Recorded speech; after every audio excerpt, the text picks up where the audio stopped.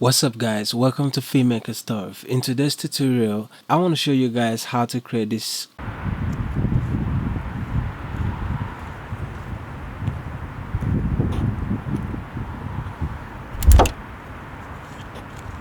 Somebody here gonna get locked up. R6115 in foot pursuit. Suspect headed south, west of Defiance. One black male in Lakers purple. That is what we're gonna create today. I want to show you guys the simple process of making this work. It's not that complicated. There are basic steps we've used towards this. We've got three shots in particular. As you can see here, I've got the first main shot here. This is the end result for it, and this is the tutorial here where I have the individual clips itself. So to get this kind of concept, the perspective to look really good, you need to first position your object in an angle that you can work with. So this is the raw file without the effect itself. I'll play you guys individually each clip so you understand what's happening. The first shot is the raw clip itself, where you see myself staring at the cigarette box and walking to it. And as you can see, we're using a tripod to hold the cigarette in place. And once I take it off, because of the stand still being there, it makes it easy for me to place it back in its position. And boom, run out of the scene. So that's the original one. And now we've got the second layer, which is the empty background that I'm using for this. The empty background is going to help us hide that tripod and really sell that perspective effect. And the top one is the same. It's got background as well there. So if I mute that off, the stand itself, I turn that off as well. What I want to do is kind of maximize this a bit to about 100, so I can get closer, so I can really define it when I'm cutting it out. So in here, I've zoomed into my own and to how I want it to be. So now I will go into this shot, this particular shot here in the middle, and if I come into the information section here, I can minimize that for a second, and let me take away that brightness. That's what we're gonna get into as well to match, because the shot never came out the same like you expect it to. So we first gonna cut out the section of the tripod of the scene by using the pen tool here under the opacity, um, and you get the mask when you click the pen tool.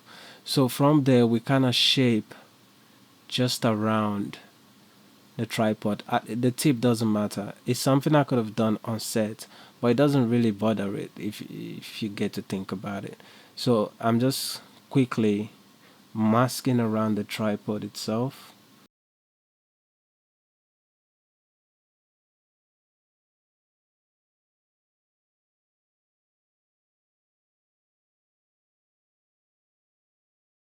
Okay, once we're done with the mask, I'm gonna put it back, fit it back to position. So you can see we've got the mask now, and then I can come into the feather section here. I just want to bring that out a bit more.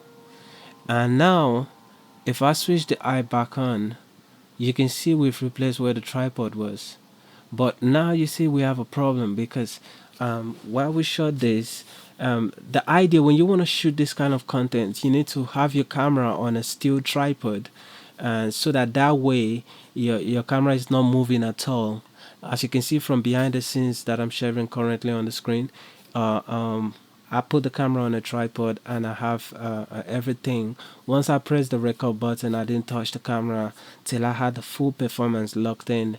And then when I got to the end, I stepped out of the scene and gave it a moment to capture the background so I can use it to complete the effect. Because without the background, the effect will never work. And once you've moved the camera, it's hard to go back and really place it exactly the same way, which is impossible. You might end up having to reshoot again. So yeah, what's happening here is there's a shift in the weather because of the time.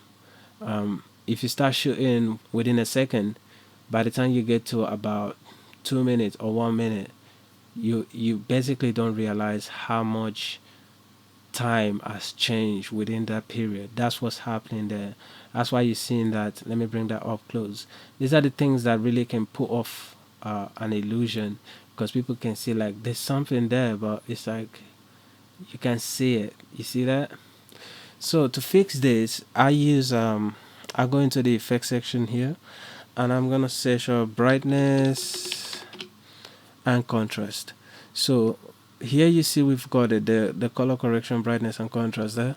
I already dropped it here, and I already have the settings and the parameters with 3.7. That's all I added to fix that problem for the shot.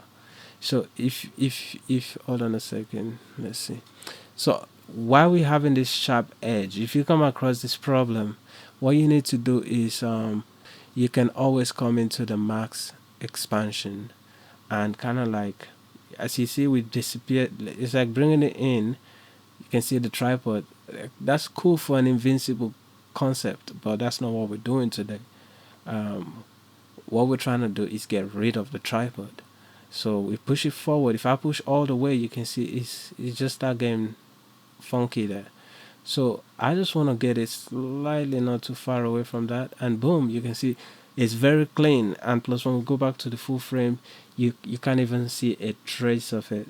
So that already has given us the idea of selling that. You can see the end result right there at the top of the. So now we just got to get closer to that C gray box to see what's happening there. It's faded at the top because of the expansion, but that's fine. We can fix that. So we'll get back into that mask, click on it, and then I want to just click on one of these to get access to it. Then I'm gonna just reduce that down. So instead of expanding, I'm deducting it from that section. And then when I do that, that's gonna leave that space there like that. It's fine. So that's why we've got the top one here. This is how we're really gonna sell this effect to the mask. So if we've got this one at the top here, I can always come into the same section, the opacity, and click the mask, and just picking from this section to that. It's just so that it can give us the hard edge on the top, so that it doesn't look off. Because then instead of the feather being 10, I put it to like 2. So when I bring in you can see now how it works. So I can always even come in here and play with it. So if I lift it just slightly there, it works. Yeah guys, so this is the end of the video, and you can see how quick and easy that was to create that effect. It's all in the shooting at the start, and it's all applied with the key editing at the end, and you don't really need heavy editing knowledge for that. That was a simple basic concept. I would like to see you guys try out this effect and send it to us, and if we like it, we'll definitely give it a share on the community page. If you love this tutorial, definitely make sure you like and leave a comment. And also, we don't mind if you have a request for us. We can look at it, and if it's possible for us to cover such tutorial, we'll definitely cover it. So thanks for watching this tutorial, and I look forward to seeing you guys on the next tutorial. Every other links you need to know about, check the description for that.